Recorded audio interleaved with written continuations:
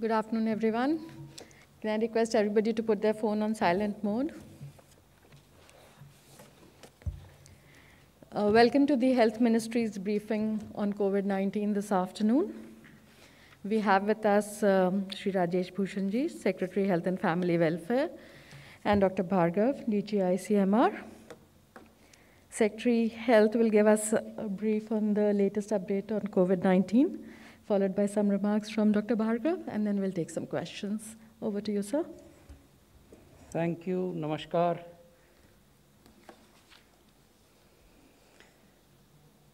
Covid cases की स्थिति हम आपके सामने प्रस्तुत कर रहे हैं। पिछले 24 घंटों में देश में 23,000 के लगभग केसेस रिपोर्ट हुए। ये लगातार जो गिरावट का ट्रेंड है वो अभी बना हुआ है और ऑलमोस्ट 60% ये जो कुल मामले रिपोर्ट हुए पिछले सप्ताह, उसमें से 60% मामले केरल से रिपोर्ट हुए। हालांकि केरल में जो एब्सोल्यूट नंबर है केसेस का वो नीचे आ रहा है, वहाँ भी डिक्लाइनिंग ट्रेंड है, but Kerala still contributes A substantial number of total cases in the country. अगर एक्टिव केसेस को देखें तो ये हमने लाल रंग के ग्राफ में दिखाया है। एक्टिव केसेस की संख्या लगातार देश में घट रही है और जो क्यूमुलेटिव रिकवरी रेट है वो लगातार बढ़ रहा है। इस समय ऑलमोस्ट 98% रिकवरी रेट देश में है। यदि हम राज्यों की स्थिति को देखें तो आप ये पाएंगे कि पूर्व की तरह केरल में सबसे अधिक एक्टिव केसेस हैं। 1 लाख से कुछ ज़्यादा, 1,44,000, जो कि देश के एक्टिव केसेस का 52% है। महाराष्ट्र में 40,000 केसेस हैं एक्टिव, तमिलनाडु में 17,000, मिज़ोरम में 16,800, कर्नाटक में 12,000 और आंध्र प्रदेश में 11,000 से कुछ अधिक। तो इस प्रकार जो देश के मानचित्र पर जो राज्य हरे रंग से दिखाए गए हैं वहाँ 10,000 से कम एक्टिव केसेस हैं। इसका अर्थ ये हुआ कि वहाँ जो लोग अस्पतालों में भर्ती हैं या होम आइसोलेशन में हैं अंडर मेडिकल केयर, उनकी संख्या प्रत्येक राज्य में 10,000 से कम है। और फिर जो पीले रंग से राज्य दिखाए हैं वहाँ एक्टिव केसेस 10,000 से 50,000 के बीच में हैं, और फिर ऑरेंज और रेड रंग से जो दिखाए गए हैं वहाँ 50,000 से अधिक या 1 लाख से अधिक मामले हैं। जैसा कि मैंने पहले आपको बताया, 1 लाख से अधिक मामलों वाला केवल एक राज्य है। क्योंकि केसेस की संख्या घट रही है तो हमें पॉजिटिविटी के ट्रेंड को भी देखना चाहिए। तो ये साप्ताहिक पॉजिटिविटी के ट्रेंड हम आपको पिछले 5 माहों के दिखा रहे हैं। इस ट्रेंड का विश्लेषण करने से पहले ये समझना बहुत ज़रूरी है कि आज भी देश में हम प्रतिदिन 15 लाख से लेकर 16 लाख टेस्ट करते हैं। तो ऐसा नहीं है कि टेस्ट्स की संख्या घट गई हो। The number of tests that are done every day has not reduced. It is still between 15 lakh to 16 lakh tests a day, and in that context the number or the rate of positivity is coming down. दूसरा जो महत्वपूर्ण तथ्य है वो ये कि ये 13वां सप्ताह है लगातार जबकि साप्ताहिक पॉजिटिविटी 3% से कम रही है। लेकिन हमारा प्रयास होना चाहिए कि ये पॉजिटिविटी और घटे, क्योंकि जब पॉजिटिविटी घटती है और टेस्ट्स की संख्या बढ़ती है उसका अर्थ ये है कि इन्फेक्शन नियंत्रण में है। तो ये सभी राज्यों का प्रयास होना चाहिए, सभी संघ शासित क्षेत्रों का प्रयास होना चाहिए और हम सबका सम्मिलित प्रयास होना चाहिए। एक और जो पॉजिटिव साइन हम देख रहे हैं, हम आपको उन जिलों की जानकारी देते हैं जहां की पॉजिटिविटी 5% से 10% के बीच में है और 10% से ऊपर है। पिछले सप्ताह तक ऐसे जिलों की संख्या 60 से लेकर 66 के बीच में होती थी।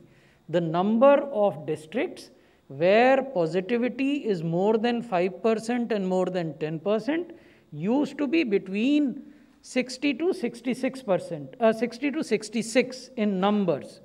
That number has come down and today it is 48. उस 48 की संख्या में 18 जिले ऐसे हैं जहां की वीकली पॉजिटिविटी 5% से ज़्यादा है और 10% से कम है। उन जिलों का ब्यौरा हमने इस स्लाइड में आपके सामने रखा है और ये 30 जिले ऐसे हैं जहां 10% साप्ताहिक पॉजिटिविटी से ज़्यादा है।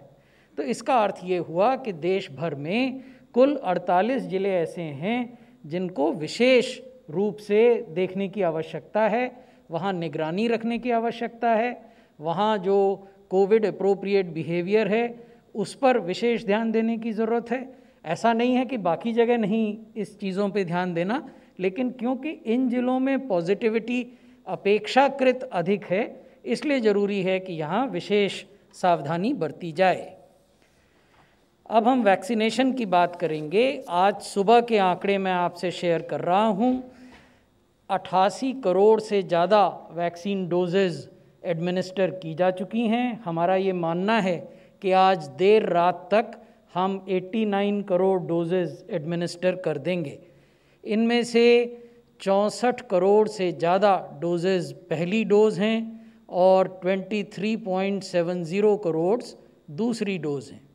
अगर कैटेगरी वाइज देखें, श्रेणीवार क्या स्थिति है, तो जो हेल्थ केयर वर्कर्स की श्रेणी है उसमें 99% हेल्थ केयर वर्कर्स को पहला डोज मिल चुका है और जो fully protected health care workers हैं यानी जिन्हें दोनों डोज मिल गए हैं वो 85% हैं।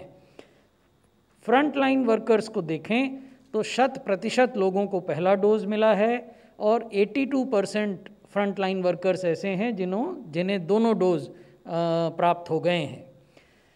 18 बरस से ऊपर की जनसंख्या में 69%, this is a very significant number, 69% of the population that is more than 18 plus in our country has received at least one shot of the vaccine और 25% जनसंख्या ऐसी है जिसको कि दोनों वैक्सीन के डोजेस प्राप्त हो गए हैं।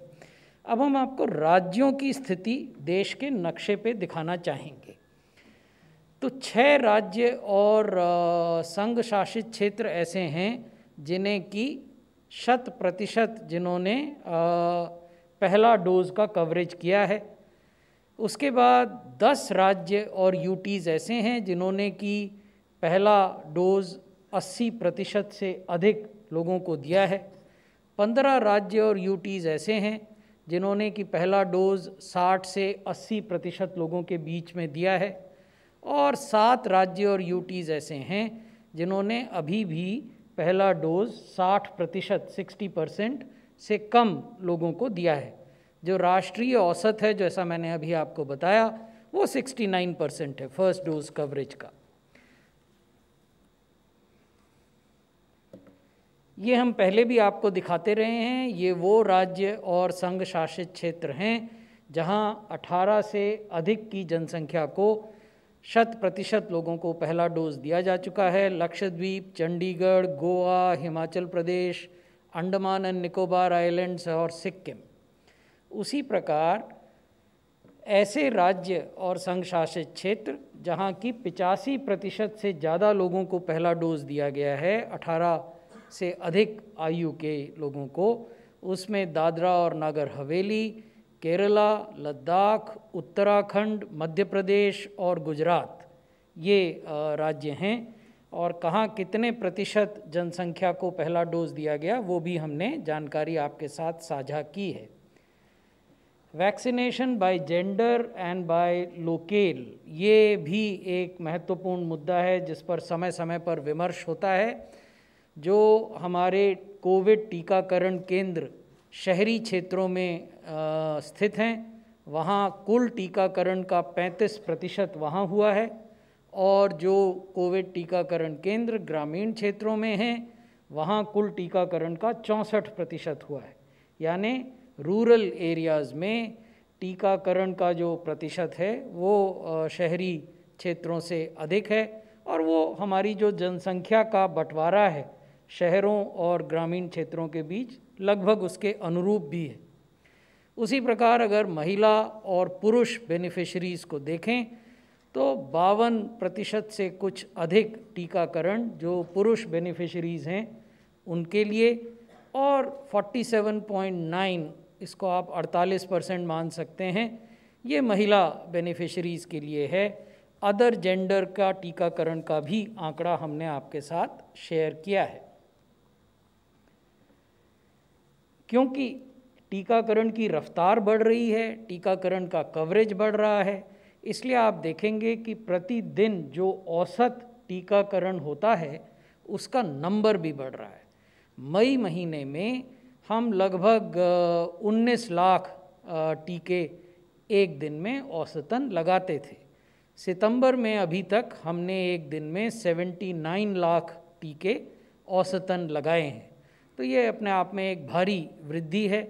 उसी प्रकार अगर आप एब्सोल्यूट डोजेज़ देखें जो कि एडमिनिस्टर की गई, तो मई महीने में 6 करोड़ डोज एडमिनिस्टर हुई थी। अब हमने लगभग उसका 4 गुना ज़्यादा डोजेज़ 23 करोड़ सितंबर महीने में एडमिनिस्टर की हैं, और सितंबर का अभी एक दिन बाकी है। तो भविष्य में आगे जाते हुए हमारा क्या अनुरोध है, क्योंकि त्यौहार आ रहे हैं, त्यौहार के अवसर पर भीड़ भाड़ होने की संभावना है, इसलिए हम फिर से अनुरोध कर रहे हैं आपके माध्यम से कि भीड़ भाड़ से बचना चाहिए, 2 गज की दूरी बना के रखनी चाहिए, और मास्क को प्रॉपरली पहनना चाहिए।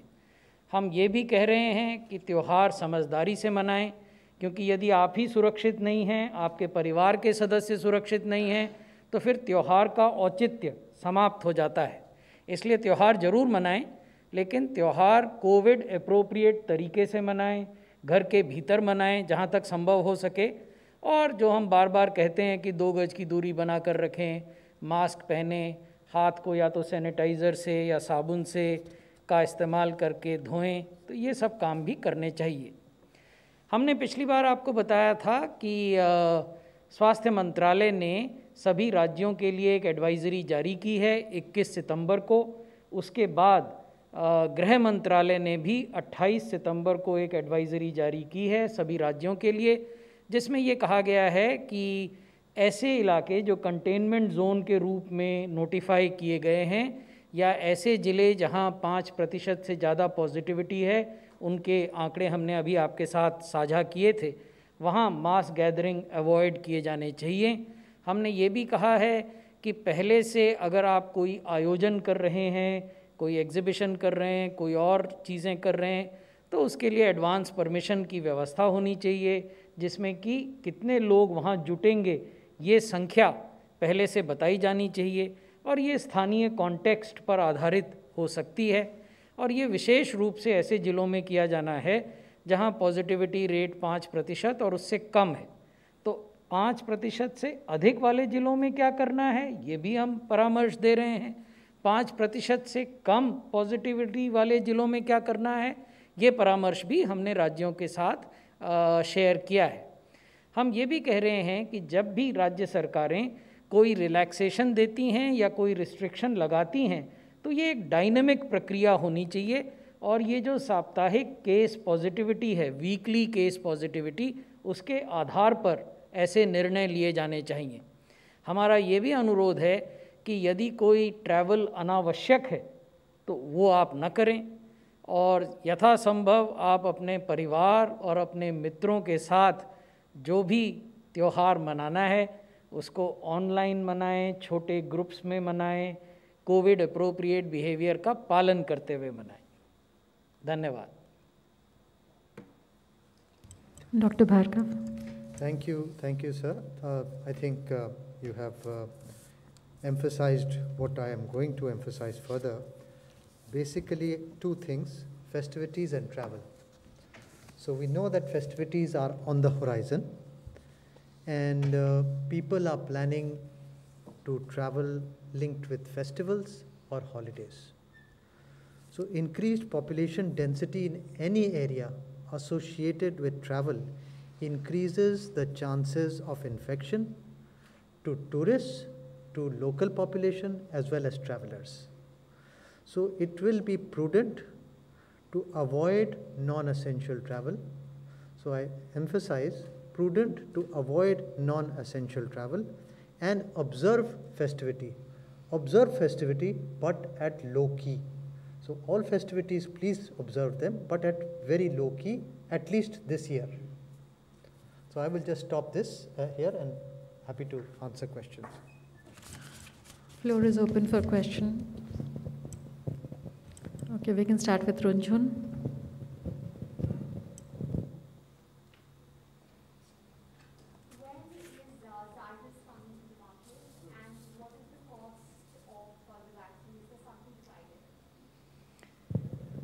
As you know, Zydus Cadilla's vaccine, ZyCoV-D, has been given emergency use approval.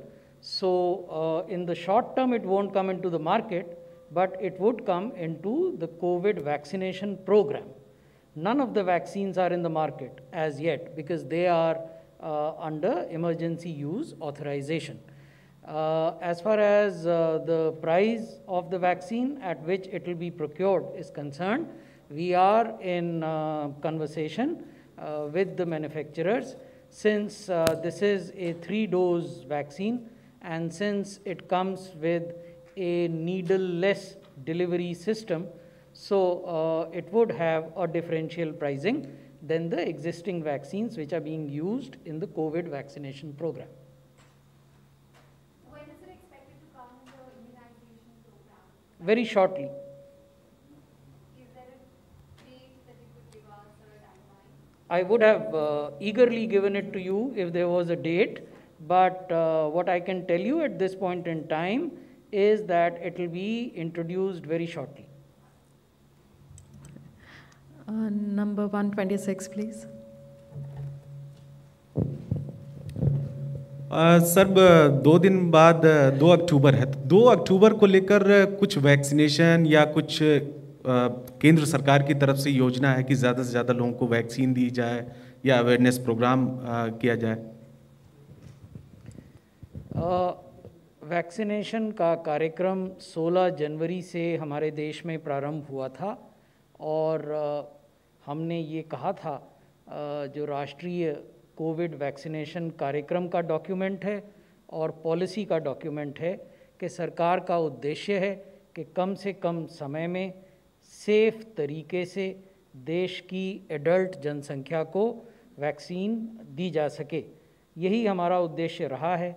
हम प्रतिदिन के लिए कोई लक्ष्य निर्धारित नहीं करते हैं, लेकिन हर दिन की जो उपलब्धि होती है और हर राज्य में जो उस दिन की उपलब्धि होती है वो पब्लिक डोमेन में है। आप लोग भी उसको देखते होंगे। एक डैशबोर्ड है जो आरोग्य सेतु ऐप पर आप देख सकते हैं, और नहीं तो कोविन की जो वेबसाइट है उस पर भी वो ऐप रहता है और वो रियल टाइम पर आपको इन्फॉर्मेशन देता है कि किस राज्य में कितना टीकाकरण हुआ है।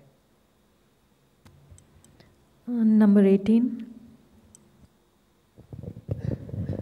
Sir, when it is expected Covaxin to get WHO EUL? And my second question is from Dr. Bhargava. Sir, are we doing some kind of DNA vaccine research on dengue vaccine?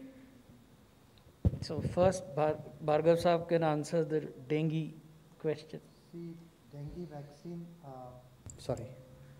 dengue vaccine is a very important agenda.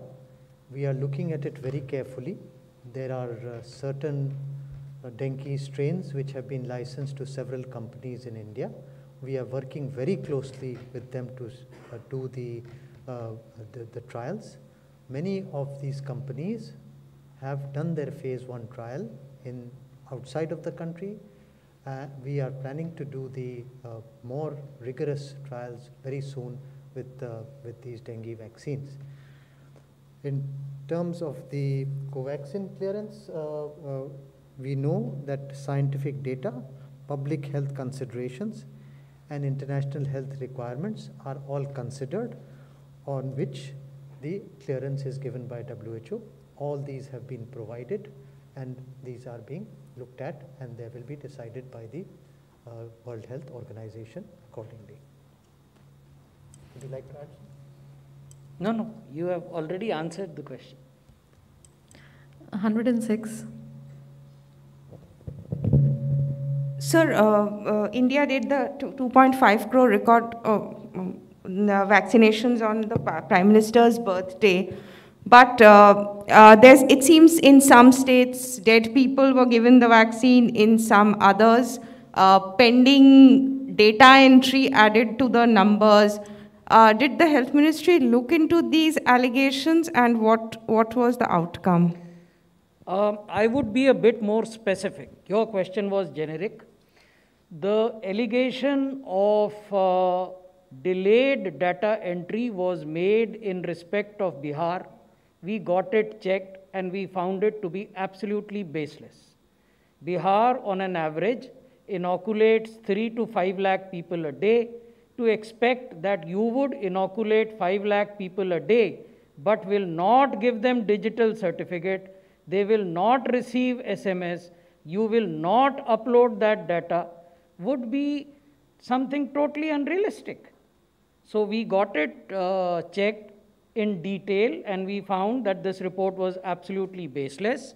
We asked the requisite channels and media houses who had done this story if they could share specific details of villages and names of people, and we are still waiting for those details.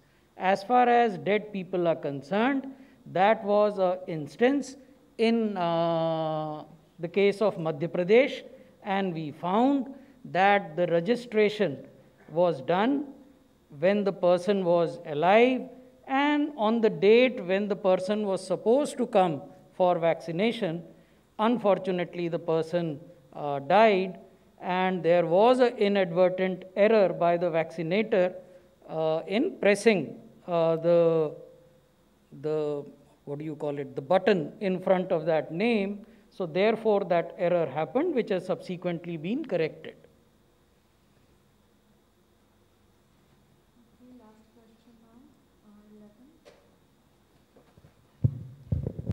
My question to Secretary Sir, we've been looking at data every day where you show us how many healthcare workers and frontline workers get vaccinated.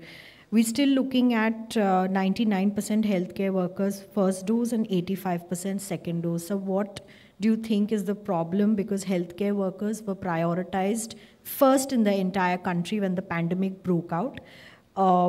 In fact, more frontline workers have received first dose than the healthcare workers also. My second question is in continuation. Do you think that healthcare workers who were initially vaccinated would now require booster doses? Because we've seen that there is waning immunity after vaccination after some months. The second part of your question, I would request Dr. Bhargav to answer. But the first part, we have also taken this up with the states. There are certain specific states where the second dose coverage is on the lower side, and we have drawn their attention, and we have provided a facility in the CoWIN system where line listing of people who have missed their second dose can be generated. So states have got those lists and they are looking at these people and trying to ensure that second dose is given to these people. And about the booster, I think Dr. Bhargav would be the right person. Okay. I think currently I would say that the talk of booster is not pertinent, and I said this last time also. The call of the hour is to give the 2-dose vaccination, which we call as full vaccination, covering the entire adult population. That has to be the goal, that is the agenda, and that has to be continued. Thank you. Just add one more point. We have had some studies in India where, including Bangalore, from some hospital where they have looked at the antibodies, and they have found that antibodies are persisting for much longer. More than 95% of the antibodies persist for up to a year. Therefore, the talk of booster dose is not pertinent at the moment. Thank you so much.